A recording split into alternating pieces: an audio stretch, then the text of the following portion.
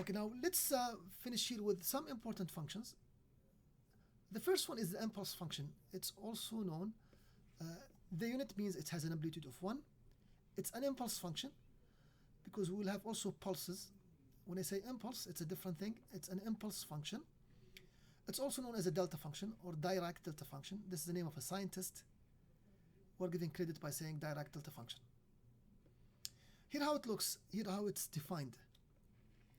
The unit impulse function, delta of t, satisfies the following conditions. Okay, it's equal to 0 for all values of t does not equal to 0. And it's not defined at t equal to 0. We're not saying what it has in terms of value at t equal to 0. But we are saying it's equal to 0 outside. Like this is the delta function. It's always 0 here for t does not equal to the specific time instant. We are also told that the area under the delta equal to 1. Area always equal to 1. So what you see here in this figure is an approximation of delta function. We can approximate the delta function as a square goes from minus epsilon over 2 to plus epsilon over 2. If you want to make it, if epsilon goes to 0, then this dimension will shrink, and we have to maintain the area of 1. From here to here we have epsilon, so the height must be 1 over epsilon. Epsilon times 1 over epsilon guarantees an area equal to 1. If you shrink the width here, make it smaller, then the height automatically goes up. If this goes to 0, the height goes to infinity. So here's some properties of the unit impulse function. If you multiply it by if you multiply the delta function by any function, okay, then we get the function evaluated at t0. Why? If you look at this curve, here is any dummy function. You multiply it by d, a function shifted to a certain value t0 or d. The multiplication will always give you 0 outside. So the function will not be important except at that instant. And this is why the entire function here drops, and all I have is a scaling by the function evaluated at t0. So this makes things simple because a function that is a function of t is now converted into a constant. Now, things would be even easier if we have integration, because once you have integration, we have what we call the sifting or a sampling property. Let's derive it quickly here. This is delta multiplied by a function. We are integrating. Using the first property, now we can substitute t0. Now we have a constant goes outside. The area under the delta is nothing but 1. So we get f t0. Here is an example. Delta multiplied by f of t. The shifting is 0, so I can substitute 0. It goes outside as a constant, and I get f0 at the end. So comparing these two properties, because they are usually confused, adding integration will make things easy, because without integration you need to keep the delta. But with integration, what remains is just the function evaluated at specific time. The unit step function. The unit step function, from its name, it's defined as a step. So we get the unit step function from the unit impulse function. They are related to each other. So if you define u of t, which is the unit step function, to be 0 for values of time less than 0, and to be 1 for values of time greater than 0, then we have the unit step function. It looks like a step. This exact point of t equal to 0 is defined different way at different books. In our version, we'll just ignore it. Some books they take 1 and some take the middle point. Recall that the unit step function is related to the delta function as the integration. So if you integrate the delta function up to before 0, you get 0. After that, you get 1. We can also write that the derivative of the unit step function is the delta function or the impulse function.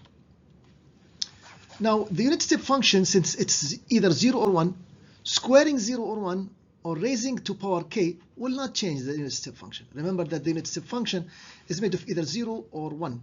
So raising it to power 5 or 6 will not change the fact. So we can just remove and eliminate the power. The unit step function is also used with other functions to, like a switching function. So if you want to sketch a cosine, it's a continuous from minus infinity to plus infinity. but you can make it start at a given point in time, which is the u of t minus t naught. So we'll have 0, and then the cosine will start at t0. Remember that we are calling this unit step function. We have the pulse function and the impulse function. Please do not confuse pulse with impulse. Here are some properties of the unit impulse function. So the first one, remember, if you multiply a delayed delta by the function, what we do is we substitute and we keep the delta. The second property is the sifting property.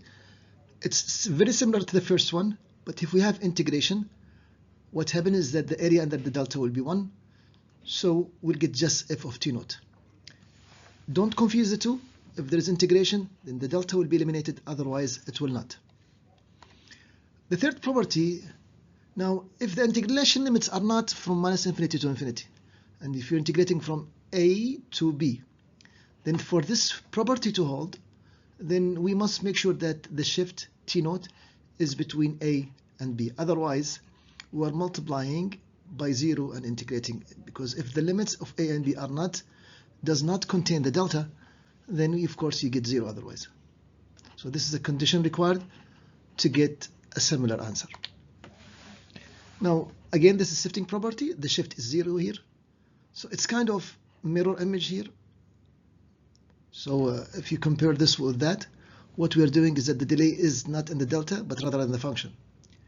Well, we can just apply the same, don't count it as a new property, we just substitute 0, you get f of minus t.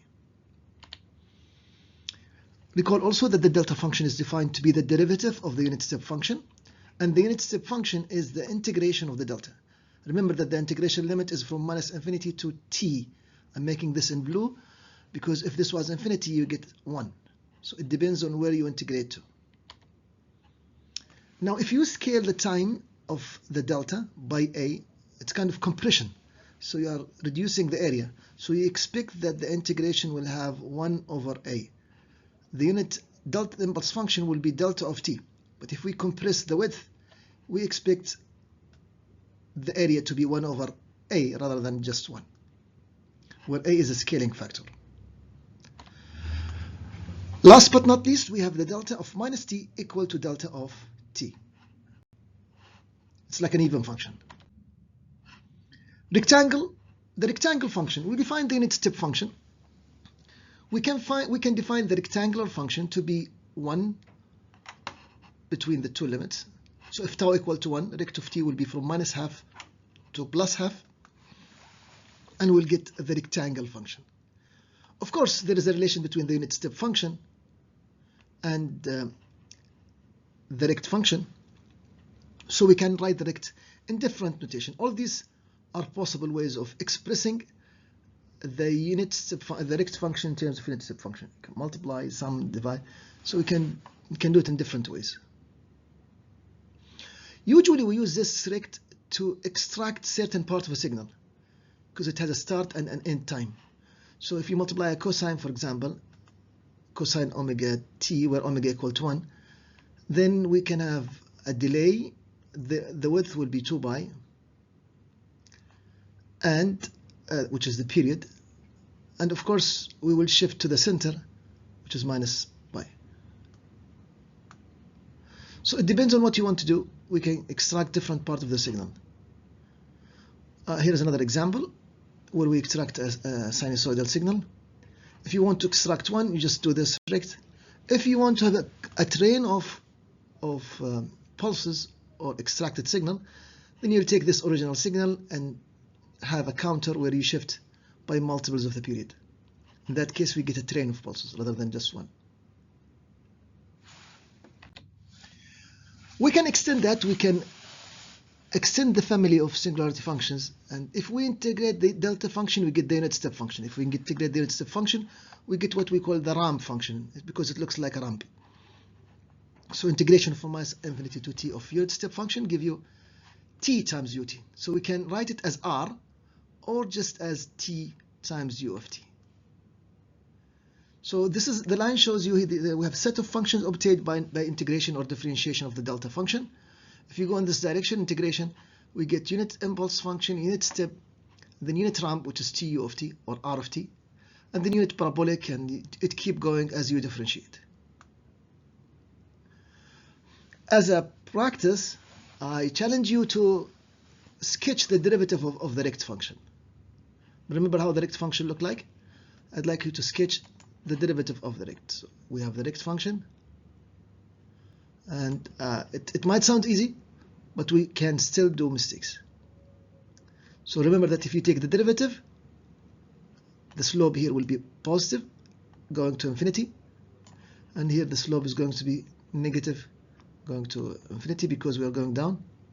So the value is infinity or minus infinity, but the area of the delta depends on the discontinuity here. So if this is 1, we have just 1 delta as function of time. And if the jump is 2, we get the area of the delta to be 2. So here we have 2. It depends on how much jump we have. For the rect function, the unit rect function, it's going to be just delta, because we're going from 0 to 1 or from 1 to 0.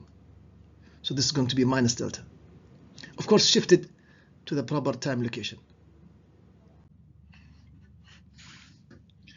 Now, time for examples. For the given signal, f of t, evaluate the following expression. Okay, so we learned that this is going to be f of 0, which is nothing but, because this is going to be 2, because we have a straight line going from 2 to 4, the midpoint will be 2 from 0 to 4.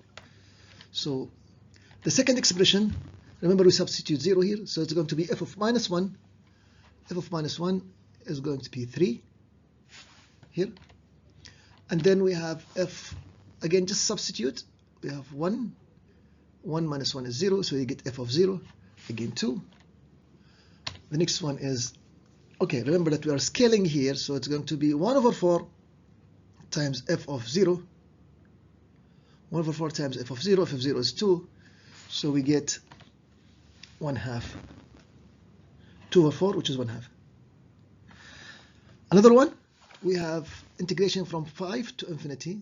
Remember that this 1 is outside the integration period, so the answer to this case would be 0. These are some problems that if you do them and if you understand them, you are good to go.